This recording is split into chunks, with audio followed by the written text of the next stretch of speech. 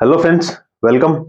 अपन ने एक वीडियो में देखा था कि कौन कौन से गिफ्ट टैक्सेबल होते हैं, किस लिमिट तक टैक्सेबल होते हैं, और रिलेटिव्स को गिफ्ट आपने दिए हैं या रिलेटिव से गिफ्ट लिए हैं वो किस कंडीशन में टैक्सेबल नहीं होते। आज के इस वीडियो में अपन देखेंगे ऐसे कौन से रिलेशन या रिश्ता है जहां आप गिफ्ट लेते हैं या गिफ्ट देते हैं तो वो टैक्सेबल नहीं है, उस पे इनकम टैक्स नहीं लगता, चाहे कितनी भी हो, उसकी कोई लिमिट नहीं है।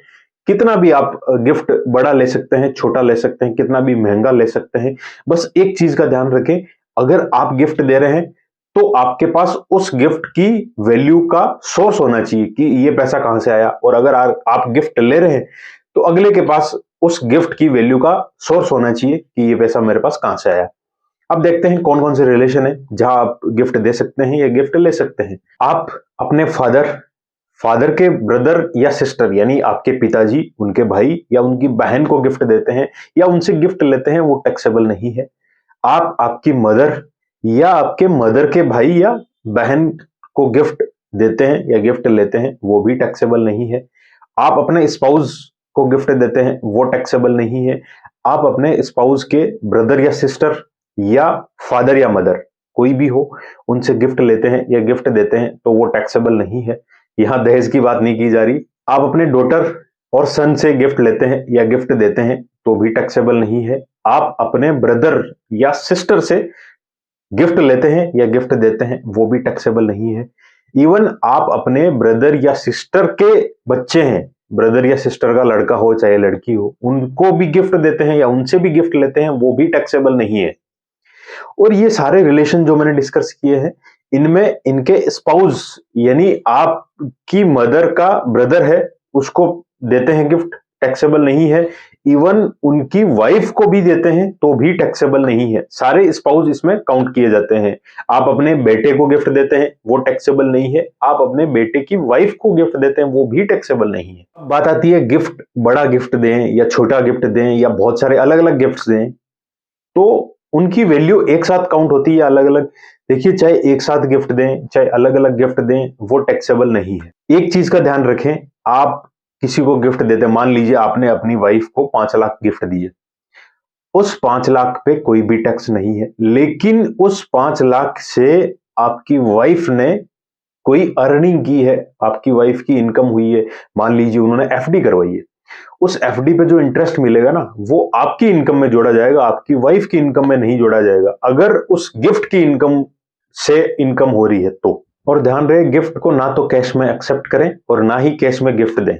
आप बैंक के थ्रू दे सकते हैं, आप इवन शेयर भी गिफ्ट कर सकते हैं, आप ज्वेलरी गिफ्ट कर सकते हैं, आप कोई हाउस गिफ्ट कर सकते हैं, कार गिफ्ट कर सकते हैं, कोई इश्यू नहीं है।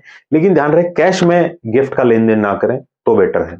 गिफ्ट आप डायरेक्टली बैंक अकाउंट में डालें। मान लीजिए आपकी मदर रिटायर हुई है, उनके 20-25 लाख रुपए है उनके पास, और आपके पास 5-10 लाख रुपए है, आप अपने नाम से कुछ प्रॉपर्टी ले रहे हैं और दिखा रहे हैं कि मदर ने मुझे गिफ्ट किया है। मदर ने गिफ्ट किया है तो मदर से पैसे पहले आप अपने अकाउंट में लें, उसके बाद पार्टी को पेमेंट करें। सीधे पेमेंट नहीं कराएं। आप सोचते हो कि सीधा पेमेंट उन्हीं पार्टी के अकाउंट में डलवा देता हूं, नहीं, आप पहले अपने अकाउंट में गिफ्ट लें, उसके बाद वहां पार्टी को पेमेंट करें। क्या क्या डॉक्यूमेंट्स चाहिए, ये बहुत इंपॉर्टेंट चीज है।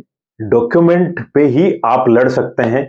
इनकम टैक्स डिपार्टमेंट अगर नोटिस भी भेज दे या कोई क्वेरी भी करे कि ये कहां से आया, अगर आपके पास ये डॉक्यूमेंट्स होते हैं तो कोई इशू नहीं है, आप इजीली जस्टिफाई कर सकते हैं। गिफ्ट डीड, गिफ्ट लिया है या दिया है, डीड रखनी चाहिए। विल या वसीयत, ओथ के साथ आपकी वसीयत में कुछ मिला है, वो स्टाम्प पेपर। या मान लीजिए आपके फादर ने आपके नाम पे कोई प्रॉपर्टी की है, उस टाइम पे आपके ब्रदर या सिस्टर का विटनेस जरूरी है। एनओसी के साथ वो विटनेस होने चाहिए, वरना पता ही नहीं चलेगा उनको कि आपको गिफ्ट दे दिया फादर ने, वहां इसे लीगल नहीं माना जाएगा। आपकी जो सिस्टर या ब्रदर है उनसे एनओसी लेते हैं और वो विटनेस होते हैं, तभी वो मान्य होगा। और ध्यान रहे, इस गिफ्ट डीड को कहीं आईटीआर वगैरह में शो करने का ऑप्शन नहीं है। आप इसको आईटीआर में कहीं शो नहीं कर सकते। लेकिन याद रहे, आपके गिफ्ट से इनकम हुई है तो वो टैक्सेबल होगी। गिफ्ट टैक्सेबल नहीं है, लेकिन उससे हुई इनकम जरूर टैक्सेबल होगी। तो आप मान लीजिए कोई प्रॉपर्टी आपको गिफ्ट किया है, उस प्रॉपर्टी को आप बेचोगे उस पे आपको जो कैपिटल गेन होगा वो कैपिटल गेन टैक्सेबल होगा और वो आपको आईटीआर में शो करना होता है। इनकम टैक्स की तरह से सोचा जाए तो ये चीज गांठ बांध लीजिए, ये फैक्ट है, ये आपको हमेशा फॉलो करनी है कि कोई भी गिफ्ट दो, डोनेशन दो, पैसे आपके पास है या पैसे आपके पास आने वाले हैं, सबका सोर्स आपको पता रहना चाहिए। आपके पास अगर उनका सोर्स है तो कोई कुछ नहीं बिगाड़ सकता। और आपको अननेसेसरी इनकम टैक्स के नोटिस से बचना होगा।